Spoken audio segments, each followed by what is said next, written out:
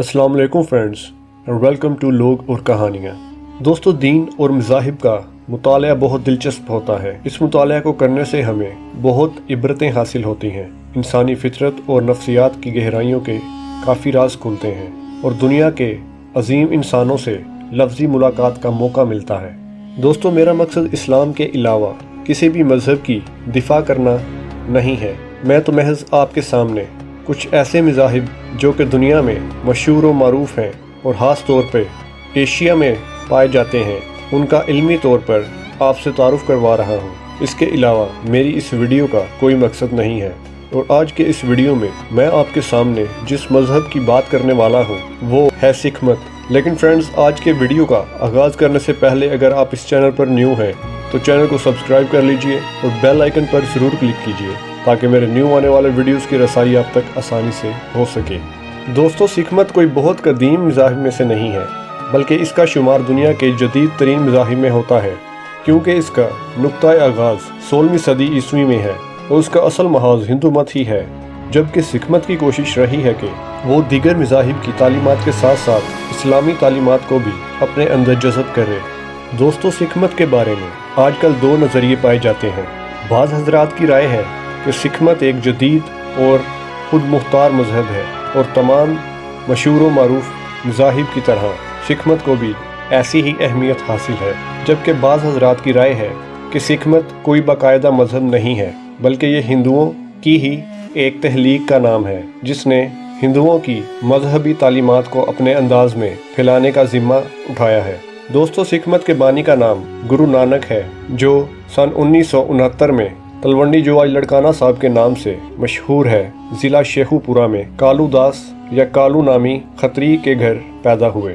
नानक जी अपने बचपन में नहायत कम बोलने वाले और हयालात में गुमसुम रहने वाले थे। इनकी पैदाइश पे एक साधु ने इनके वालिद को ये पेशन गोई की कि इनका बेटा एक अजीम आदमी बनेगा। इनका सिलसिला तालीम 7 साल की उम्र में शुरू हुआ। उन्होंने एक मुसलमान आलिम दीन सैयद हसन से अरबी और फ़ारसी की चंद अहम किताबें पढ़ीं और फिर बाद में खुद इस्लामी लिटरेचर का मुताला किया।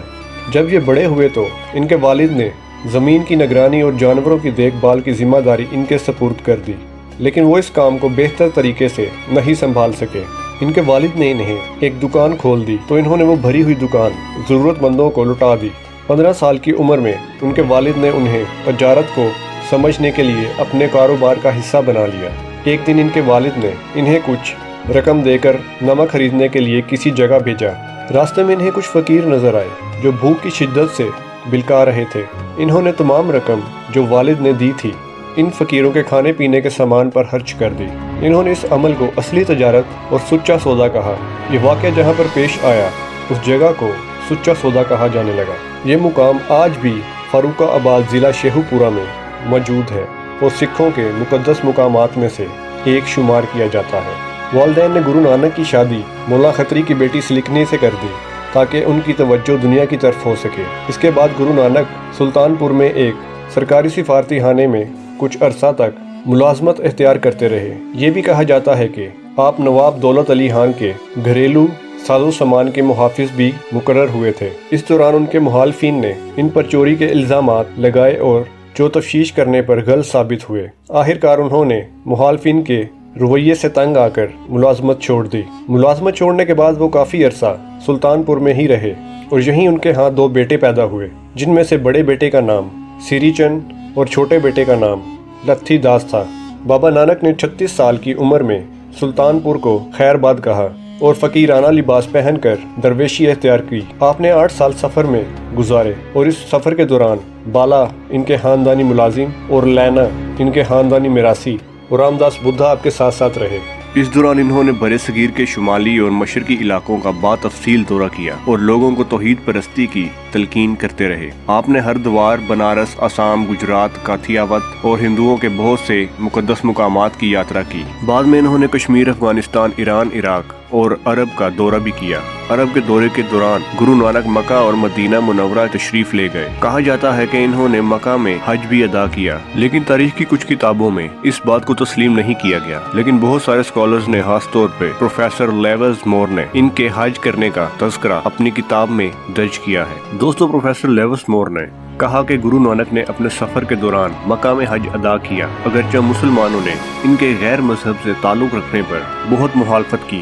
یہ بات انہوں نے اپنی کتاب مذاہب عالم کے انسائکلوپیڈیا صفحہ نمبر 253 پر درج کی ہے۔ خیر، دور دراز کے دورے سے واپس آ کر آپ نے ایمن آباد کے لالو نامی لوہار کے ہاں قیام کیا۔ کچھ دن بعد آپ اپنے گاؤں تلونڈی یعنی لڑکانہ صاحب چلے گئے تو آپ کے والدین نے منت کی کہ آپ یہیں رہیں اور اپنی بیوی بچوں کی سرپرستی کریں۔ آپ نے کہا کہ میری رشتہ داری اب کسی سے نہیں ہے، میرا تعلق صرف حق سچ سے ہے، اور وہ سب کو روتا چھوڑ کر ترکی کے دورے پر چلے گئے۔ واپسی پر لالو لوہار کے ہاں قیام کیا اور کچھ عرصہ بعد آپ نے مختلف علاقوں کا دورہ کیا، جس میں آپ کو بہت سی سختیاں جھیلنی پڑی۔ افغانستان کے دورے کے دوران آپ کا چیلا مردان ربالی فوت ہو گیا۔ جب یہ واپس لڑکانہ پہنچے تو ان کے والد بھی انتقال کر چکے تھے۔ اس کے بعد بھی آپ اپنے مقصد پر چلتے رہے اور ملتان مختلف مقامات پر مسلمان درویشوں اور ہندو سادھوؤں سے ملاقاتیں کی۔ ملتان کے مشہور گور چتر دیکھنے گئے تو وہاں اپنے مسلک کی کھلم کھلا تبلیغ شروع کر دی۔ اس پر ابراہیم لودھی کے جاسوسوں نے اطلاع پہنچائی کہ ایک ہندو تبلیغ میں مصروف ہے جو حکومت کے لیے خطرہ بن سکتا ہے۔ ابراہیم لودھی نے آپ کو گرفتار کرنے اور قید میں ڈالنے کا حکم دیا اور آپ 7 ماہ تک جیل میں رہے۔ آخر لودھی کے مقتول ہونے کے بعد انہیں قید سے نجات ملی۔ اس کے بعد آپ نے پاک پتن، سیالکوٹ، لاہور، پسرور، قصور، دیپال پور اور پنجاب کے مختلف علاقوں کا دورہ کیا اور کچھ عرصہ کے لیے لاہور سے کچھ فاصلے پر دریائے راوی کے کنارے قیام پذیر رہے۔ یہاں انہوں نے ایک لنگر خانہ کھولا جس میں مسافر، غریب اور بے سہارا لوگ کھانا کھاتے تھے۔ یہ جگہ بابا گرو نانک کے نام سے مشہور ہوئی۔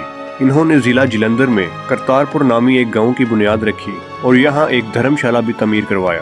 گرو نانک 22 ستمبر سن 1539 کو کرتارپور میں فوت ہوئے۔ آپ کی وفات پر ایک عجیب و غریب واقعہ پیش آیا۔ ہندوؤں نے دعویٰ کیا کہ بابا نانک ہندوؤں کے گھر پیدا ہوئے، اس لیے ان کے جسم حاقی کے وہی حقدار ہیں، جبکہ مسلمانوں کا کہنا تھا کہ بابا جی توحید پرست تھے، اس لیے ان کا شمار مسلمانوں میں ہوتا ہے، چنانچہ ان کی میت کو مسلمانوں کے طریقے پر دفن کیا جائے گا۔ دونوں مذاہب کے لوگوں میں بحث شروع ہوئی تو لوگ مرنے مارنے پر اتر آئے اور پھر کچھ لوگوں نے رائے پیش کی کہ بابا جی کی لاش کو نہ جلایا جائے نہ دفنایا جائے، بلکہ کفن پہنانے کے بعد راوی میں بہا دیا جائے۔ مسلمان اس پر راضی نہ ہوئے اور ہلہ بول کر اندر داخل ہو گئے، اور جہاں بابا جی کی لاش پڑی ہوئی تھی انہوں نے چادر ہٹا کر دیکھا تو لاش غائب تھی اور چند پھول چادر کے نیچے پڑے ہوئے تھے۔ اب مسلمانوں اور ہندوؤں نے اس چادر کو 2 حصوں میں بانٹ لیا۔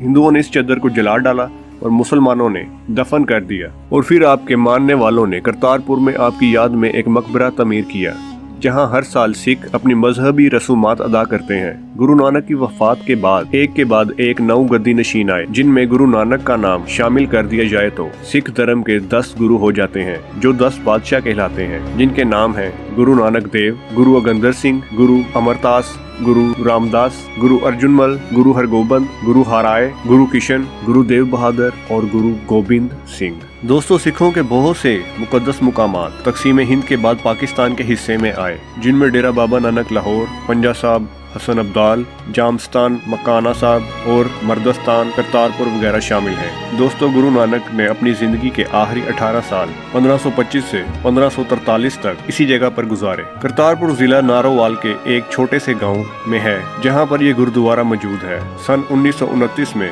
پٹیالہ کے مہاراجہ نے اس کی تعمیر کروائی اور بعد سن 1955 میں حکومت پاکستان نے بھی اس کی تعمیر میں حصہ لیا۔ تقسیم ہند سے 56 سال بعد تک یہ گردوارہ ظاہرین کے لیے بند رہا۔ اس کی وجہ پاکستان اور ہندوستان کے پیچیدہ حالات تھے، پھر اس کو کھول دیا گیا۔ دوستو، اس گردوارے میں مسلمانوں کے مطابق وہ چادر کا ٹکڑا جس کا ہم پہلے ذکر کر چکے ہیں وہ دفن ہے، جبکہ ہندوؤں کے مطابق اس کی سمادھی ہے۔ سکھوں کے ساتھ ساتھ مسلمان بھی اس گردوارے کو عقیدت کی نگاہ سے دیکھتے ہیں، کیونکہ گردوارہ کرتارپور ہندوستان کے قریب ترین ہے، اس لیے اس جگہ پر بارڈر بنانے کی تجویز سن 1998 میں پیش کی گئی، جس کی تکمیل 28 نومبر 2018 کو وزیر اعظم عمران خان کے ہاتھوں ہوئی۔ بھارتی وفد کی قیادت मशहूर क्रिकेटर नवजोत सिंह सिद्धू ने की और बिलाहिर इमरान खान ने इस गुरुद्वारे की मजीद बेहतरीन तरीका से तामीर करवाकर 9 नवंबर 2019 को इसे इंडिया के सिखों के लिए भी खोल दिया और यहाँ उन्हें हर तरह की सहूलियात मुयस्सर होंगी। दोस्तों, ये फेल दिखाता है कि पाकिस्तान हर मजहब को इज्जत की निगाह से देखता है और यही इस्लाम का दर्स भी है। दोस्तों, आज का ये वीडियो पसंद आए तो लाइक ज़रूर कीजिएगा। इसी के साथ मुझे दीजिए इजाज़त। अपना बहुत सारा ख्याल रखिएगा। अल्लाह हाफिज़।